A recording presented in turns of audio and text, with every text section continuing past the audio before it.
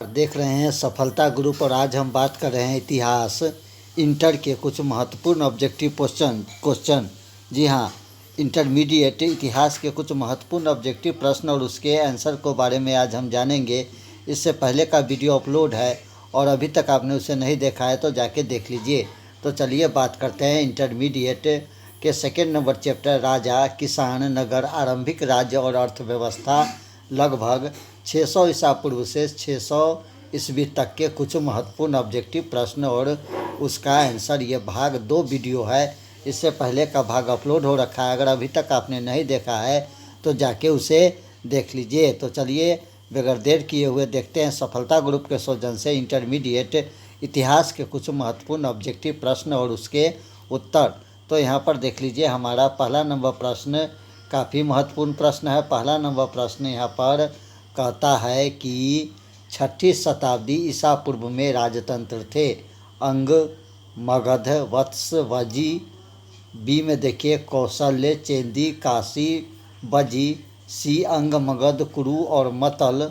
और option number D अंग, मगध, काशी और कौशल। तो सही आंसर यहाँ पर ऑप्शन नंबर ए हमारा बिल्कुल सही हो जाएगा। अंग, मगध, वत्स और बाजी जो थे 6ठी शताब्दी ईस्वी पूर्व राजतंत्र थे। दूसरा नंबर प्रश्न जानते हैं। दूसरा नंबर प्रश्न भी काफ़ी महत्वपूर्ण है। 6ठी शताब्दी ईसा पूर्व में ऐसा कौन सा महाजनपद था जहां पहले राजतंत्र था किंतु बाद में गणतंत्र स्थापित हो गया था? Option A Punjab, option B Chedi और ऑप्शन सी बज्जी और ऑप्शन नंबर डी को देखिए वत्स। तो सही आंसर यहाँ पर जो हो जाएगा आपको ऑप्शन नंबर बी जो है सही आंसर हो जाएगा। 2 का सही आंसर ऑप्शन नंबर बी चेदी। चलिए तीसरा नंबर प्रश्न जानते हैं। तीसरा नंबर प्रश्न भी काफ़ी महत्वपूर्ण है। 6ठी शताब्दी ईस्वी पूर्व के मध्य पुष्कराशालीन नामक राज्य किस महाजनपद में राज्य करता था? ऑप्शन ए को देखिए अबभक, बी अति, सी गंधार और ऑप्शन नंबर डी सरसेन। तो सही आंसर यहाँ पर ऑप्शन नंबर जो है 3 का ऑप्शन नंबर बी अति जो है बिल्कुल सही हो जाएगा। चौथा नंबर प्रश्न जानते हैं। चौथा नंबर प्रश्न भी आपको काफ़ी महत्वपूर्ण है। चौथा नंबर प्रश्न कहता है कि गंगा और सोन नदिया के संगम पर पाटलिपुत्र नामक नगर की स्थापना की गई थी। ऑप्शन ए को देखिए बिंबिसार द्वारा, बी अजातशत्रु द्वारा, ऑप्शन सी उदय भद्र द्वारा और ऑप्शन नंबर डी मुंडक द्वारा। तो सही आंसर यहाँ पर ऑप्शन नंबर ए बिंबिसार द्वारा बिल्कुल सही हो जाएगा।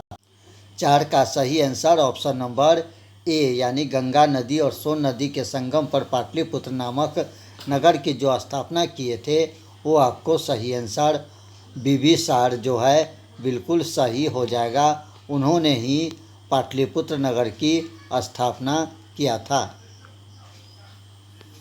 5वां नंबर प्रश्न देख लीजिए। 5वां नंबर प्रश्न कहता है गंगाधार महाजनपद की राजधानी थी। ऑप्शन ए पटना।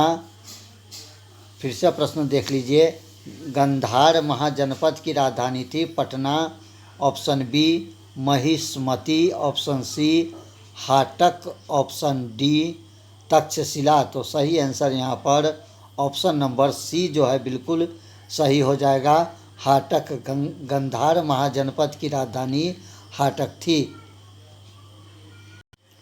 चलिए 6ठा नंबर प्रश्न को जानते हैं। 6ठा नंबर प्रश्न भी काफ़ी महत्वपूर्ण प्रश्न है। सिंधु सभ्यता के निवासी किस देवता के उपासक थे?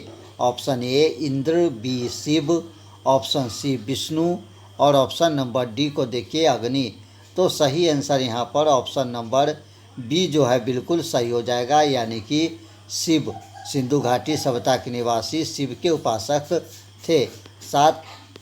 7 नंबर प्रश्न को जानते हैं। 7 नंबर प्रश्न भी आपको काफ़ी महत्वपूर्ण है। ऋग्वेद की रचना कब हुई? ऑप्शन ए 800 से 600 ईसा पूर्व, बी 600 से 200 ईसा पूर्व, सी 1000 से 800 ईसा पूर्व और ऑप्शन नंबर डी 1500 से 1000 ईसा पूर्व। तो सही आंसर यहाँ पर आपको ऑप्शन नंबर सी जो है देखने को मिलेगा। 1000 से 800 ईसा पूर्व ऋग्वेद की रचना हुई। 8 नंबर प्रश्न को जानते हैं। 8 नंबर प्रश्न भी आपको ऋग्वेद के ही संबंध में है।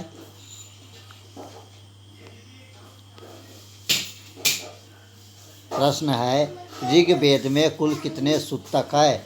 ऑप्शन ए 1028, बी 1050, सी 1000 सूतक और ऑप्शन नंबर डी 870। तो सही आंसर आपको ऑप्शन नंबर ए जो है बिल्कुल सही हो जाएगा और ये आपने वर्ग 10 संस्कृत में भी पढ़े होंगे। चलिए अगला प्रश्न जानते हैं। तो सही आंसर यहाँ पर ऑप्शन नंबर ए जो है बिल्कुल सही हो जाएगा। चलिए अगला प्रश्न जानते हैं। 7 नंबर प्रश्न को देख लीजिए। 7 नंबर प्रश्न देख लिए हैं। 8 नंबर प्रश्न भी देख लिए हैं। 9 नंबर प्रश्न को जानते हैं। 9 नंबर प्रश्न भी आपको काफ़ी ही महत्वपूर्ण है। वेदांग की संख्या क्या है? ऑप्शन ए 5, बी 4, सी 6 और ऑप्शन नंबर डी 7। तो वेदांग की संख्या आपको ऑप्शन नंबर 6 यानी सी ऑप्शन सही हो जाएगा। चलिए अगला प्रश्न जानते हैं। 10 नंबर प्रश्न भी आपको काफ़ी ही महत्वपूर्ण प्रश्न है। 10 नंबर प्रश्न कहता है कि सलखन संबंध है। ऑप्शन ए वैदिक धर्म से, बौद्ध धर्म से, जैन धर्म से या शाक्त धर्म से। तो 10 का हमारा सही आंसर यहाँ पर ऑप्शन नंबर सी जो है बिल्कुल सही हो जाएगा, जैन धर्म से। 11 नंबर प्रश्न को देखते हैं। 11 नंबर प्रश्न भी आपको काफ़ी महत्वपूर्ण है। पार्श्वनाथ द्वारा प्रतिपादित 4 महाव्रतों में महावीर ने 5वें कौन सा महाव्रत जोड़ा? ऑप्शन ए ब्रह्मचर्य, बी अहिंसा, सी सत्य और ऑप्शन नंबर डी को देखिए अस्तेय। तो सही आंसर यहाँ पर ऑप्शन नंबर ए जो है बिल्कुल सही हो जाएगा, ब्रह्मचर्य। 12 नंबर प्रश्न को जानते हैं। 12 नंबर प्रश्न भी आपको महत्वपूर्ण है। द्वितीय बौद्धिक संगीत की अध्यक्षता निम्नलिखित में से किसने की थी? ऑप्शन ए को देखिए महाकश्यप, बी सर्वकामनी, सी मगलीपुत तिरस और ऑप्शन नंबर डी वसुमती। तो सही आंसर यहाँ पर ऑप्शन नंबर बी जो है सही हो जाएगा, सर्वकामनी।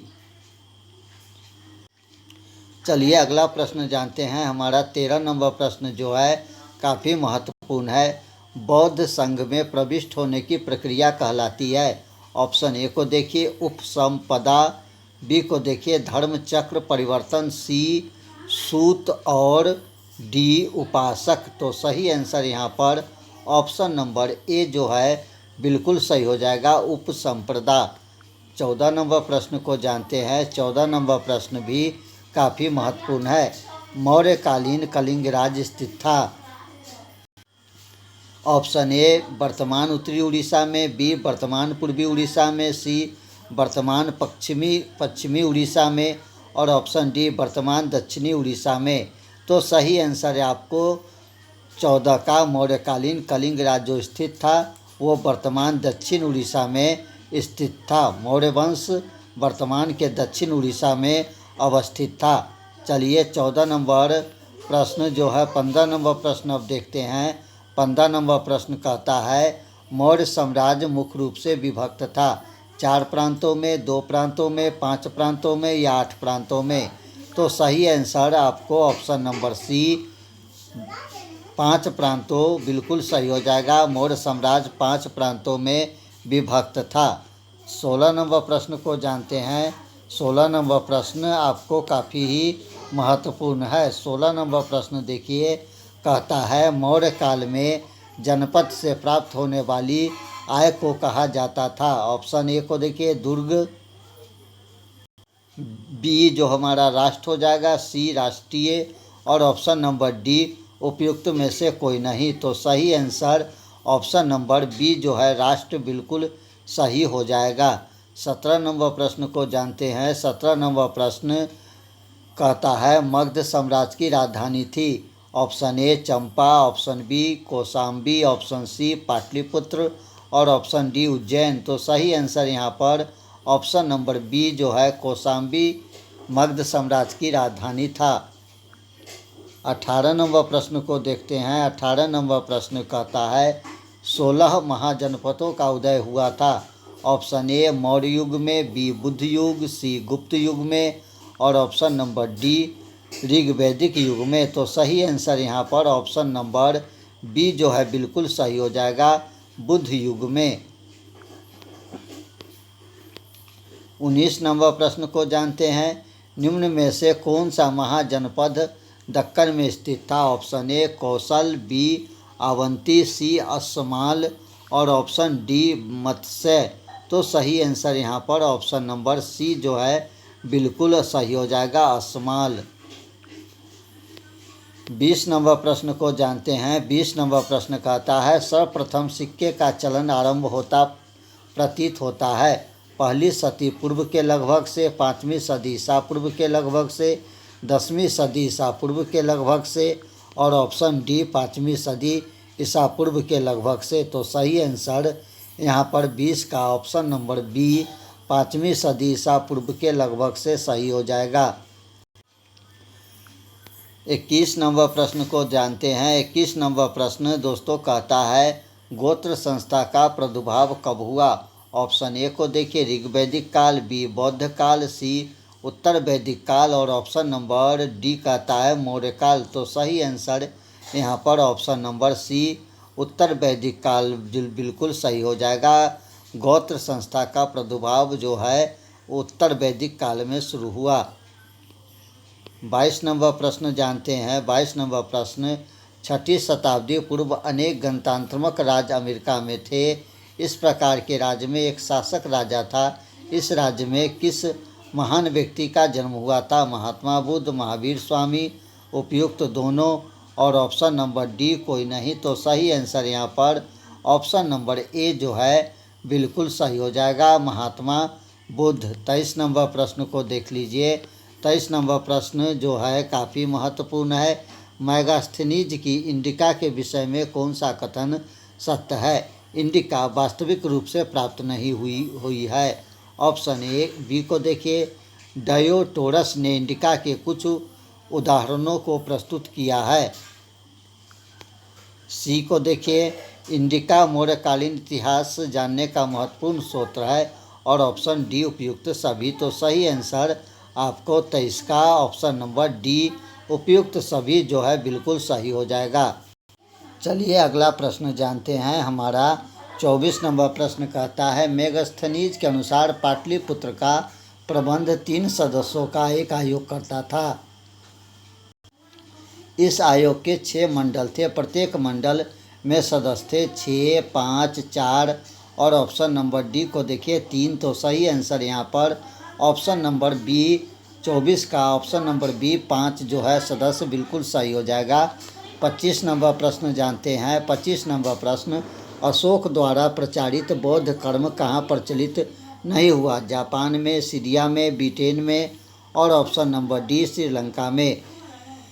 तो सही आंसर यहाँ पर ऑप्शन नंबर सी ब्रिटेन जो है बिल्कुल सही हो जाएगा। 26 नंबर प्रश्न को जानते हैं। 26 नंबर प्रश्न कहता है अशोक के प्राप्त अभिलेख की संख्या 77, 75, 66 या 44। तो 26 का सही आंसर यहाँ पर ऑप्शन नंबर डी जो है बिल्कुल सही हो जाएगा, यानी कि 44। चलिए अगला प्रश्न जानते हैं। हमारा 27 नंबर प्रश्न भी काफ़ी महत्वपूर्ण है। 27 नंबर प्रश्न उत्तर पश्चिमी भारत से प्राप्त अशोक के अभिलेख में लिपि का प्रयोग किया गया। खरोष्टी लिपि, आरमेई लिपि, ब्राह्मी लिपि और ऑप्शन नंबर डी उपयुक्त में से कोई नहीं। तो आपको खरोष्टी लिपि ऑप्शन नंबर ए यहाँ पर बिल्कुल सही हो जाएगा। 28 नंबर प्रश्न को जानते हैं। 28 नंबर प्रश्न अशोक की कलिंग विजय का उल्लेख मिलता है 10वें अभिलेख से, 11वें अभिलेख से, 12वें अभिलेख से और ऑप्शन डी 13वें अभिलेख से। तो सही आंसर 28 का जो है ऑप्शन नंबर डी जो है बिल्कुल सही हो जाएगा, 13वें अभिलेख से कलिंग युद्ध का विवरण मिलता है। चलिए अगला प्रश्न जानते हैं। अगला प्रश्न है, मौर्य काल में सेना का प्रबंधन करने वाले अधिकारी कहलाता था? प्रदेष्टा, संस्था, राजुक और ऑप्शन नंबर डी को देखिए बालाध्यक्ष। तो सही आंसर यहाँ पर 29 का ऑप्शन नंबर डी हो जाएगा, बालाध्यक्ष। 30 नंबर प्रश्न को जानते हैं। प्रसिद्ध गायत्री मंत्र निम्न में किस देवता को समर्पित है? सूर्य, इंद्र, स्वाति, सावित्री और वरुण। तो सही आंसर ऑप्शन नंबर सी जो है, सावित्री जो है बिल्कुल सही हो जाएगा। 30 का सही answer option number C, Savitri. 31 नंबर प्रश्न को जानते हैं। 31 नंबर प्रश्न कहता है, उत्तर वैदिक काल में आर्यों के क्रियाकलाप का केंद्र कहाँ थी? पंजाब और दिल्ली, उत्तरापथ, सिंधु और उसके प्रधान सहायक नदी के भूमि,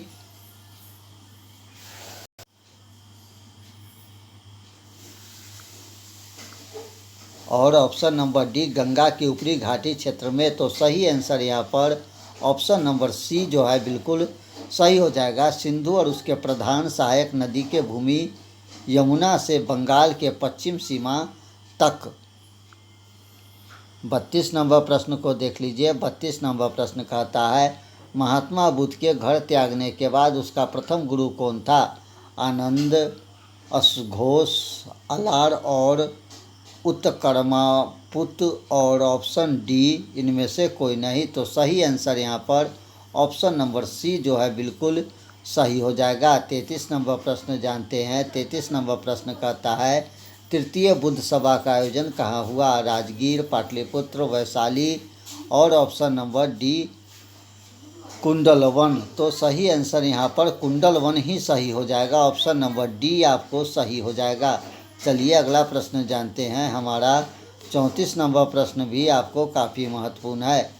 आजीवक संप्रदाय का संस्थापक कौन था? आनंद, मक्खली गोसाल, राहुल भद्र और ऑप्शन नंबर डी महाकश्यप। तो सही आंसर यहाँ पर ऑप्शन नंबर बी जो है बिल्कुल सही हो जाएगा, मक्खली कोसाल जो है सही आंसर हो जाएगा। चलिए अगला प्रश्न जानते हैं। 35 नंबर प्रश्न को देख लीजिए। कहता है, बौद्ध धर्म में थेरावाद का संस्थापक कौन था? उपाली, महाकच्छान, आनंद और ऑप्शन नंबर डी को देखिए वात्स्यायन। तो सही आंसर यहाँ पर ऑप्शन नंबर बी महाकच्छायन बिल्कुल सही हो जाएगा। 36 नंबर प्रश्न देख लेते हैं। 36 नंबर प्रश्न कहता है, बौद्ध धर्म का महासंविधिका संघ की स्थापना कौन थे? उपाली, आनंद, गोसाल और ऑप्शन नंबर डी कहता है महाकश्यप। तो सही आंसर 36 का ऑप्शन नंबर डी ही सही हो जाएगा, महाकश्यप। अगला प्रश्न जानते हैं। 37 नंबर प्रश्न कहता है, महात्मा बुद्ध के जीवन की कौन सी घटना महाविनाशकमन के रूप में जाना जाता? उनका जन्म, उनकी मृत्यु, उनका गृह त्याग और ऑप्शन नंबर डी इनमें से कोई नहीं। तो सही आंसर ऑप्शन नंबर सी उनका गृह त्याग बिल्कुल सही हो जाएगा।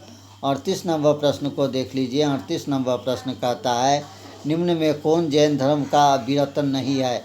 सही विश्वास, सही ज्ञान, सही आचरण और ऑप्शन डी सही विचार। तो सही विचार जो है बिल्कुल सही हो जाएगा, ऑप्शन नंबर डी यहाँ पर सही हो जाएगा। चलिए 39 नंबर प्रश्न को जानते हैं। जैनियों के 24वें तीर्थकार कौन थे? ऋषभदेव, पार्श्वनाथ, भद्रबाहु और ऑप्शन नंबर डी महावीर। तो सही आंसर यहाँ पर 39 का ऑप्शन नंबर डी ही बिल्कुल सही हो जाएगा, यानी कि महावीर।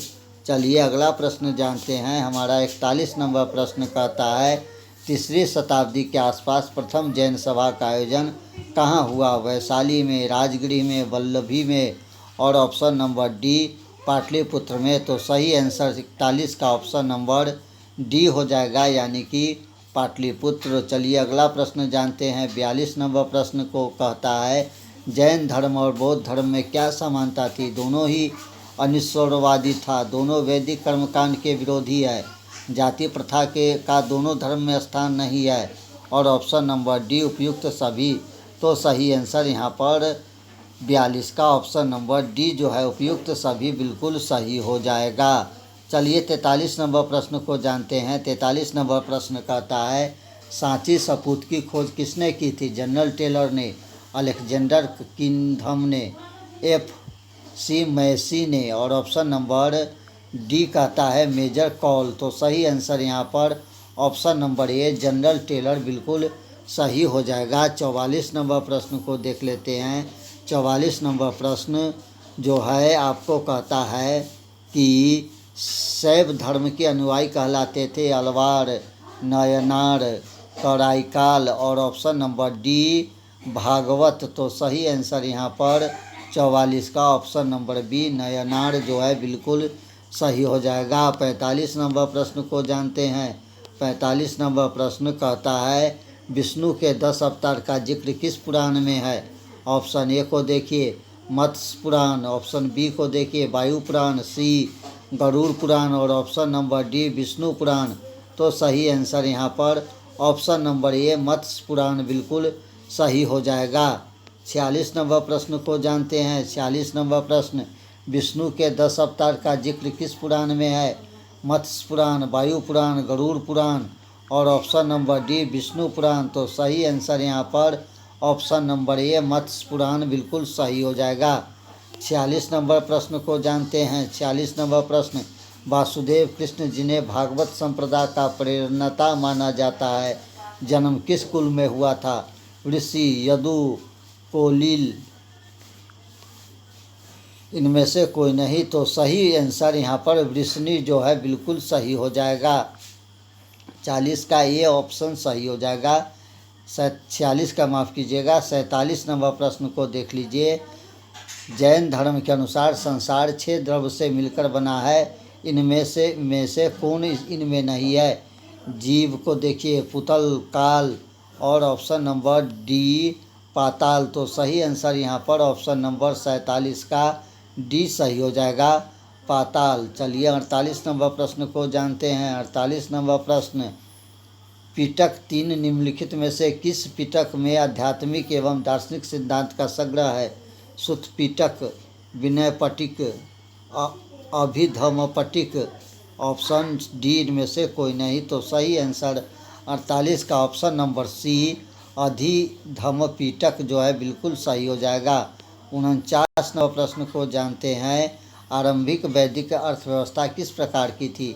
पशुचारी, कृषि पर आधारित, व्यापारिक और ऑप्शन नंबर डी इनमें से कोई नहीं। तो सही आंसर यहाँ पर ऑप्शन नंबर ए पशुचारी जो है बिल्कुल सही हो जाएगा।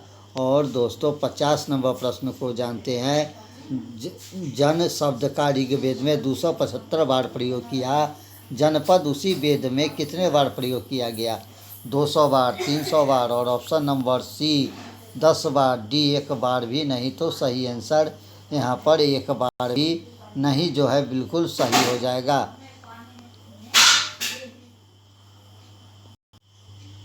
तो दोस्तों ये था आपको इंटरमीडिएट इतिहास के कुछ महत्वपूर्ण ऑब्जेक्टिव प्रश्न और उसके आंसर जो आपके परीक्षा के दृष्टिकोण से काफ़ी ही महत्वपूर्ण था। तो दीजिए इजाज़त, मिलते हैं फिर एक अगले वीडियो में। तब नमस्कार, जय हिंद।